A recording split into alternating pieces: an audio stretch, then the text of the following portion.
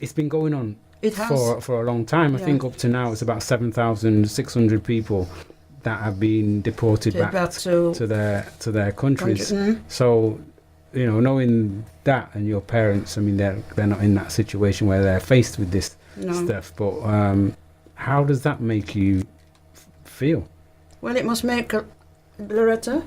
It must make a lot of people feel quite insecure, because initially they would have felt quite secure being known as British citizens in the Caribbean. 'Cause many islands were not independent for a while. So the thing is, they felt there was this thing about being the mother country, but that's what they call it. They come into the mother country and they felt everything was in order. Nobody said something like this would break out at this time. They felt quite secure, and indeed, they should feel quite secure because they gave their lives to Britain. They really did. They were so in the hospitals. I'll tell you a little story. You have, when MRSA, that's a disease you catch in going to hospitals. The domestics who worked in there, they were very thorough. They had this kind of allegiance to the British crown. They come here and work hard, and they really did work hard. You never saw MRSA in a hospital. It's even you saying there, working hard. It's even a simple thing like when you see some of these, you know, and we know a lot of people came in other ways rather than the Windrush. But when you look at the pictures of the Windrush, it's like going to church on a Sunday, isn't it? They're like the suits. People weren't dressed like that. Hats. The majority of people weren't dressed like that. Adopted the British dress, Before they came here. Yeah. Do you know what I mean? People must have thought these were coming here and were white collar workers, you know, when but they you're came up in forgetting the suits something. and stuff. The streets were paved of gold. It's what they were told about Britain. Those were the early British people who put their what do you call it? You know, their personality, their way of dressing, their culture. The little culture that they do have. They put that culture over there to them. Well, let's say hello to Ikem. Ikem, thank you for coming in. And I know, tell us about the event that you're involved in organising this week, and your thoughts on David Lammy and this whole topic of the Windrush Generation, and just you know, fill us in. Okay, so hi, thanks for inviting me on the show. The event is Windrush Generation Defence campaign. You know, and it's happening on Saturday at 4 p.m. You know, at the Windrush Millennium Centre, 70 Alexandra Road. Seems like exactly the right place for the meeting to be taking place. It was no accident. Yeah, it's very symbolic. It's the right place. And you know, with events unfolding, you know, and the betrayal, and that's the right word, of this generation of people, you know, who fought.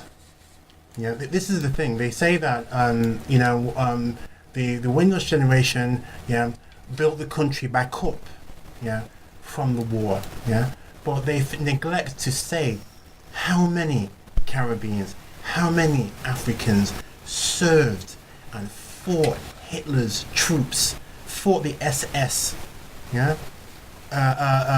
battled, you know, Hitler's stormtroopers in the trenches. Fought tooth and nail all the way to Berlin, you know, were evacuated on the beaches of Dunkirk. They forget all of that. So, and these Africans, these Caribbeans, had no skin in the game whatsoever.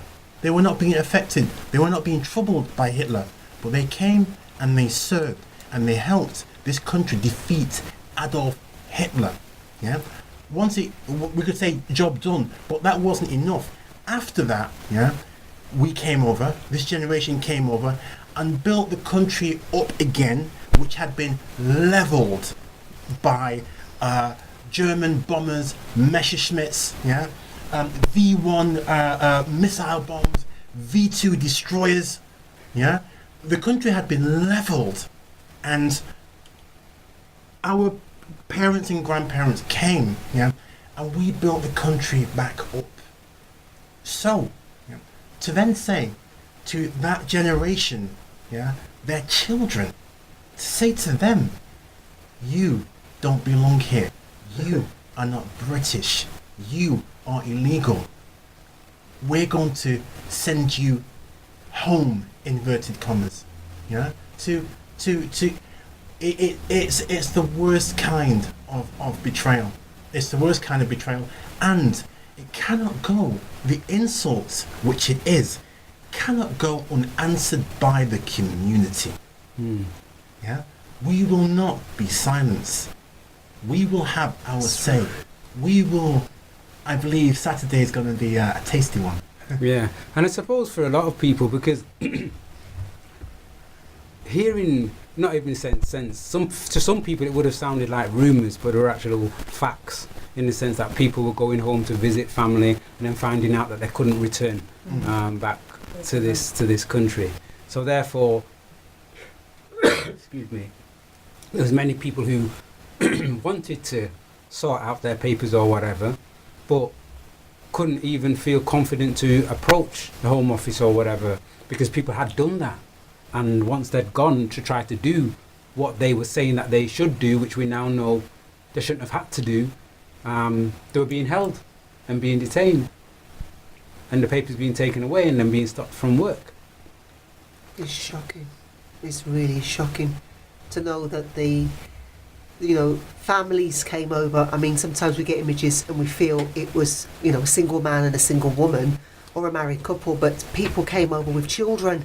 You see images on the news and social media and the papers, etc., with a mum and a dad, or a man and a woman and 3 to 4 children that would have come on that ship or a ship in that period at the age of 6 or 7, and they would have known not a lot about their Caribbean heritage, having lived here from the age of 6 onwards, having seen their parents go to work nights, share accommodation with other families. We've just heard a piece where a gentleman said there was no carpet on the floor. They were given the worst accommodation. They had to walk the streets looking for jobs. These children would have seen all of that, all of the negative welcome that they would have received from local English residents. We don't want you here, no dogs, no blacks, no Irish. And yet still they would have to go to school and face a level of racism, come out of school, whether they got a job or went on to further education, and still find or face another level of racism, trying to get the work.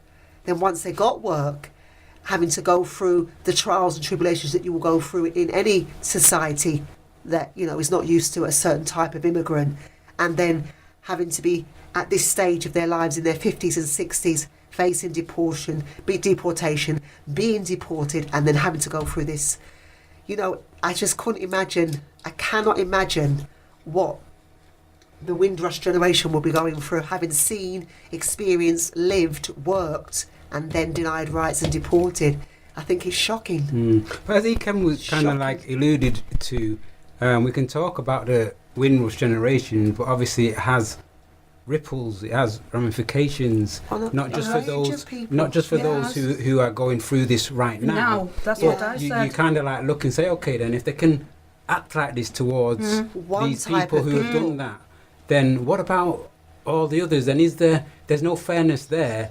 Where's the fairness in the other areas? Yeah. Where's the fairness in the work? Where's the fairness in the schools? Exactly. Yeah. And I suppose it's ironic that all this has been going on along the which is going on tonight. I think it's the third show on the Stephen Lawrence case. Yes, and then you had the it's all connected. The report, the what's his name who did the inquiry, McPherson. report, which again for some was that me, we. And then the other thing is what I didn't get, which was very unusual for me, and you might be able to give me more information on that, Ikem.